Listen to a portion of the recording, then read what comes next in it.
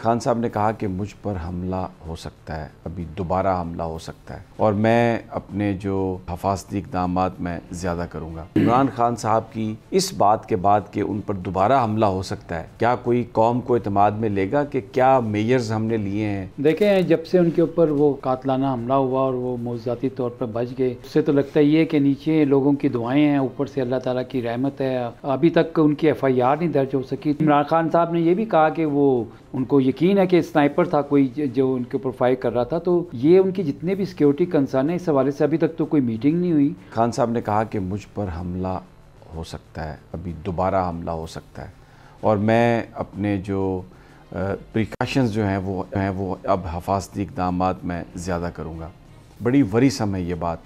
और फ़ख्र रहमान, अगर इमरान खान साहब ये बात कह रहे हैं कि मुझ पर हमला हो सकता है, पाकिस्तान की जो हिफाजत करने वाले हमारी जो फोर्सेस हैं, जो हमारी एजेंसियां हैं, तो ये खान साहब पॉपुलर तरीन इस वक्त पाकिस्तान के लीडर हैं और अगर हमारी एजेंसीज वाकई न्यूट्रल हैं जैसे वो क्लेम करती हैं, एपॉलिटिकल हैं, चले मैं ये वर्ड यूज़ कर लेता हूँ, तो इमरान खान साहब की इस बात के बाद कि उन पर दोबारा हमला हो सकता है, क्या कोई कौम को एतमाद में लेगा कि क्या मेजर्स हमने लिए हैं?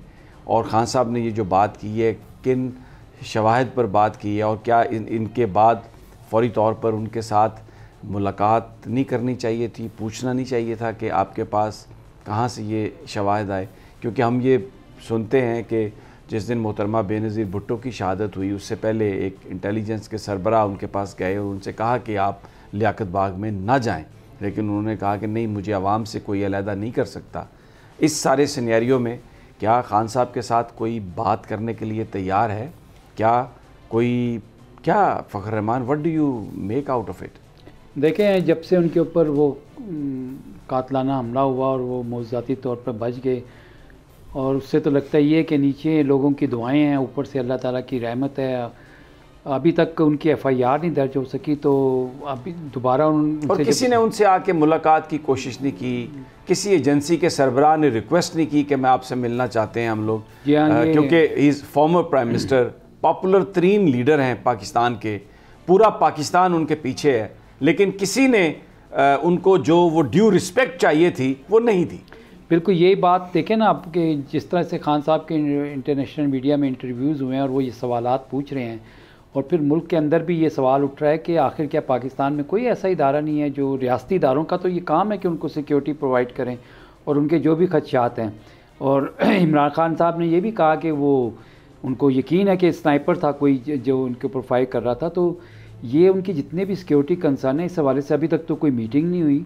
और वो साबिक वज़ीर आज़म हैं, मुल्क के बड़े एक सियासी लीडर हैं, उनकी पार्टी की चारों सूबों में इस वक्त फॉलोइंग है, और जिस तरह से वो बाई इलेक्शंस में जीत कर उनकी पॉपुलैरिटी देखी जाए, तो इसमें तो कोई शुबा ही नहीं होना चाहिए कि स्टेट्स के जो इदारे हैं उनको फौरी तौर पर उनके खदशात को दूर करने के लिए। अच्छा, अज़हर सदीक साहब, आप क्या कहेंगे इस मामले पर? क्या किसी बार उनसे बात नहीं करनी चाहिए थी? उनका सिक्योरिटी प्लान पूरा वो डिस्कस नहीं करना चाहिए था?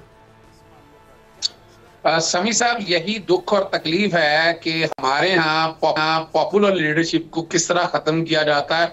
और आपका जो खास तौर पर मौजूदा हुकूमत वक्त है, अगर ये चाहती कि मुल्क को बहरानों से निकालना है तो 2 स्टेप्स आगे आ सकती थी, इस सारे मामले में आकर खुद डिस्कशन कर सकती थी और कोई ऐसे वेज और मीन बना सकती थी। इन्होंने तो उनके लिए बाकायदा हालात ऐसे पैदा कर दिए, इंसाइटमेंट टू एन ऑफेंस की तरफ ले गए, लोगों को बाकायदा प्रोवोक किया कि इस तरफ लेके जाए। यानी इन्होंने क्या, स्टेट्समैन के तौर पर तो ये एक्ट कर नहीं सकते ना, इनके पास मैं समझता हूँ है।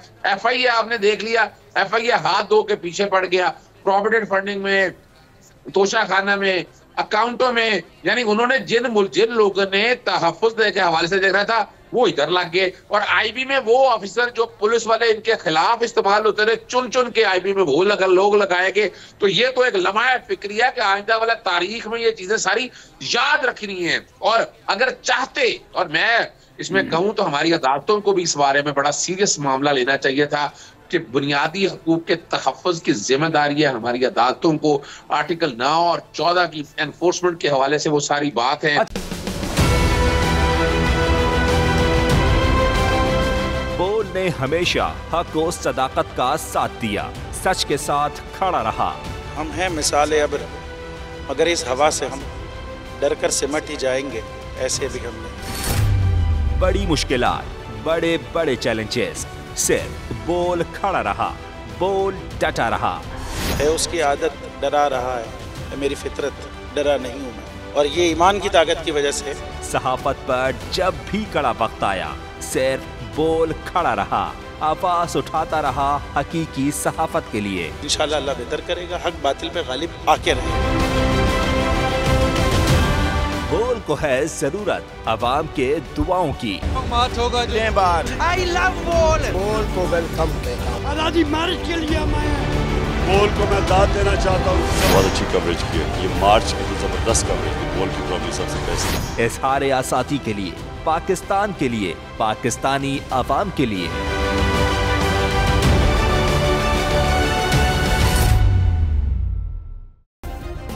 सब्सक्राइब करें और बेल दबाएं ताकि कोई खबर रह न जाए।